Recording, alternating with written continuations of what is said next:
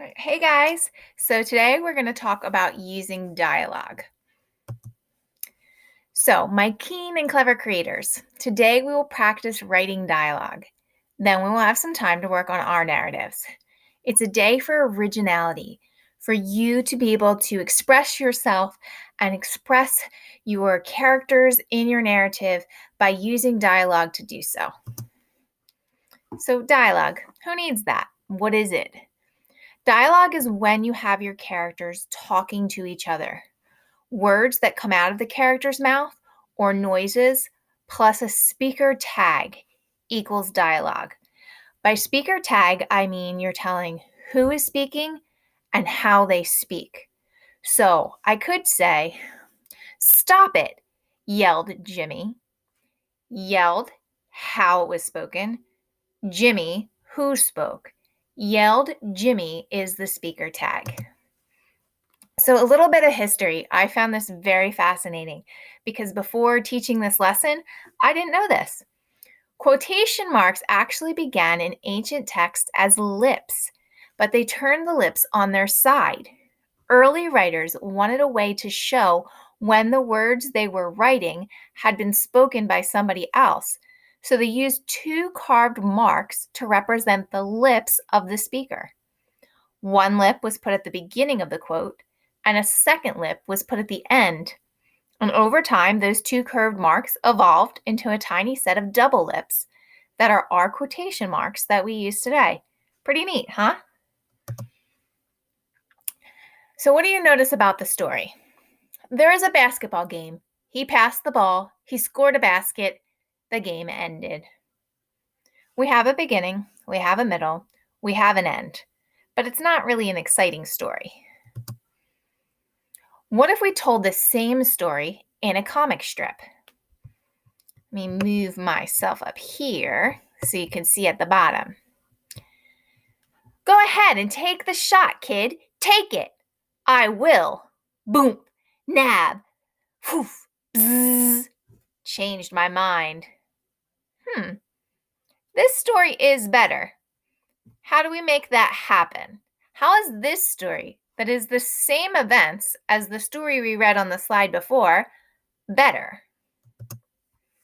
You make it happen with dialogue, characters talking to each other, speaker tags, and sound effects, those onomatopoeias. The story could look like this. Go ahead and take that shot, kid. Take it, yelled the player. I will, growled Andy. Boom, nab. The ball hit the floor with a pass to the other player. Foof. The ball made it in the net just as the buzzer went off. Changed my mind, said Andy. That version is a much more exciting story, and the words match the pictures.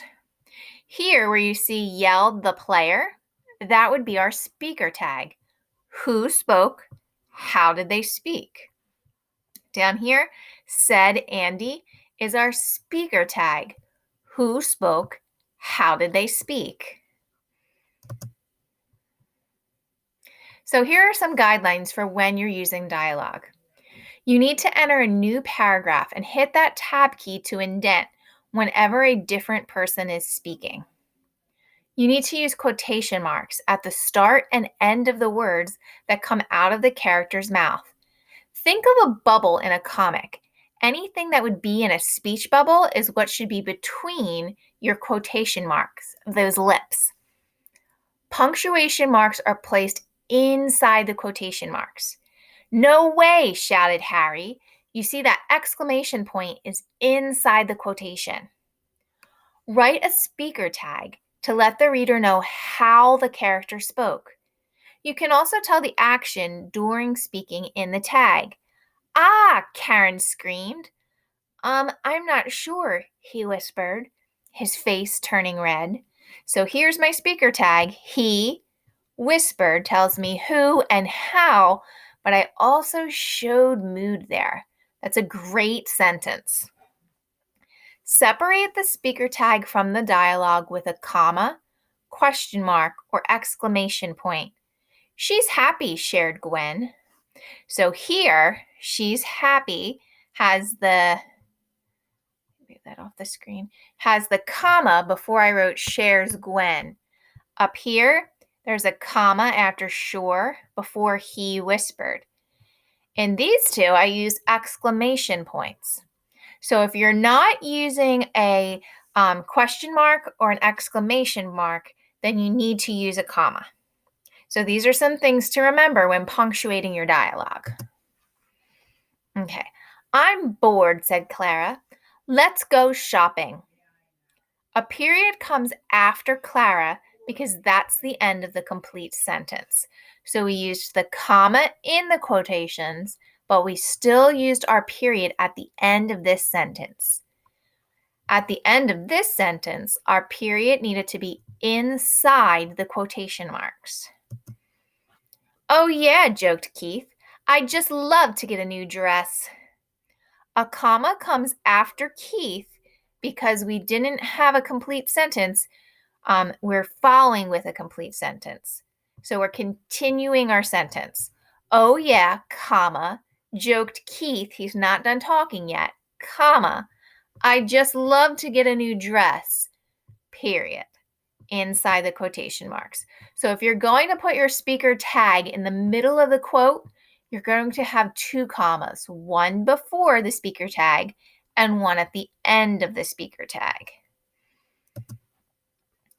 What you really need, Keith, is a new address, Clara shot back.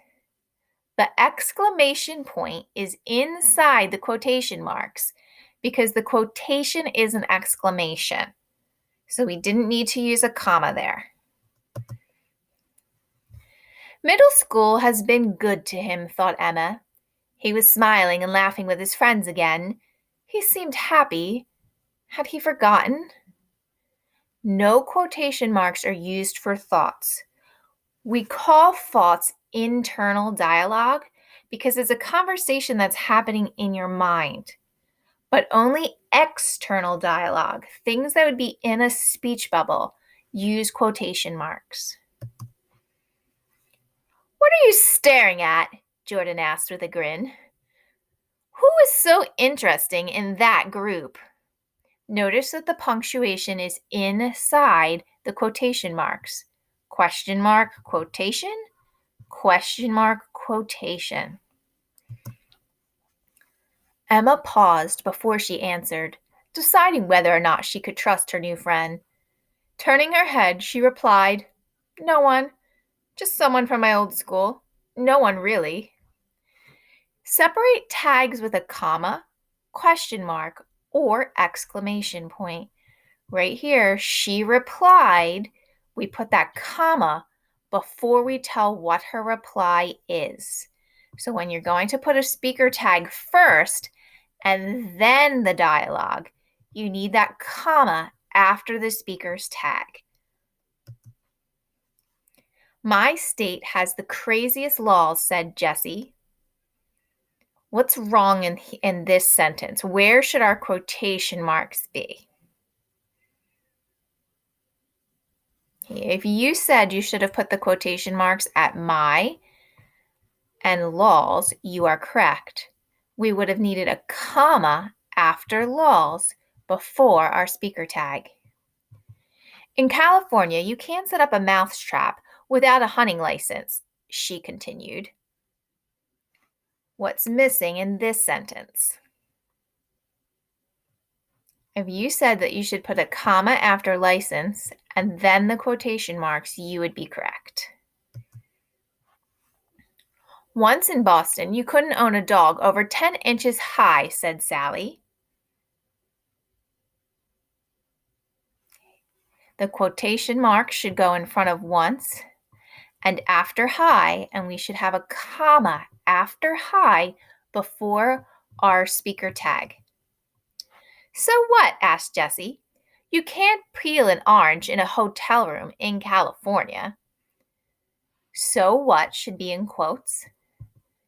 And then you can't peel an orange in a hotel room in California should be in quotes. So here and here. We don't need any commas because we have that question mark and a period. We already have a form of punctuation inside of our quotation marks. Ha, laughed Sally. I can top that. It's illegal to have frog jumping contests in Boston clubs. We would put our quotation marks at the ha before our speaker tag, and then at the I and at the clubs is where it would end. I have saved the best for last, said Jessie.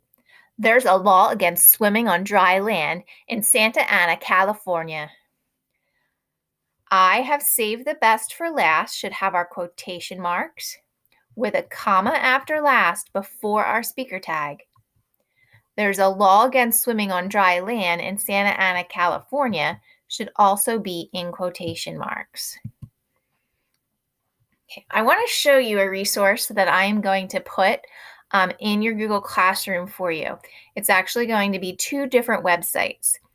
You don't need to read the entire website. I want to show you the part that you need to look at. So for this website here, you're going to scroll all the way down. So it has this whole article up here, other words for said. And you don't have to read about, it's teaching you about dialogue. If you want to read it, you can. That's great. More information. But what I want you to do is when you scroll down, they made a nice little chart here of words you can use instead of the word said. So if you want to show that your character's tone is angry, you could say shouted, bellowed, yelled, snapped, cautioned, rebuked. If you want to show affection, they're showing that they care. Instead of said, you can use consoled. Miss Ogden consoled the crying child. Comforted, reassured, admired, soothed. So they break down each of the moods so that you can choose more precise. Remember when we talked about shades of meaning, how different words can mean a little bit different things? So you can pick the word that really is precise to show how your character that's speaking is feeling. So they broke it down here by all different types of feelings. And then on the same website, a different link, it's on a different page. Give it a second to load. You're going to scroll down again, and they actually have 280 different ways to say said. So there's a whole list here. You can look through.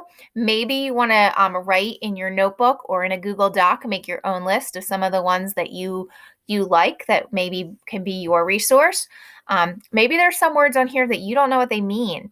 You can look them up in dictionary.com and see, hey, what kind of mood is this? They're all synonyms for said, but to say claimed is different than repeated.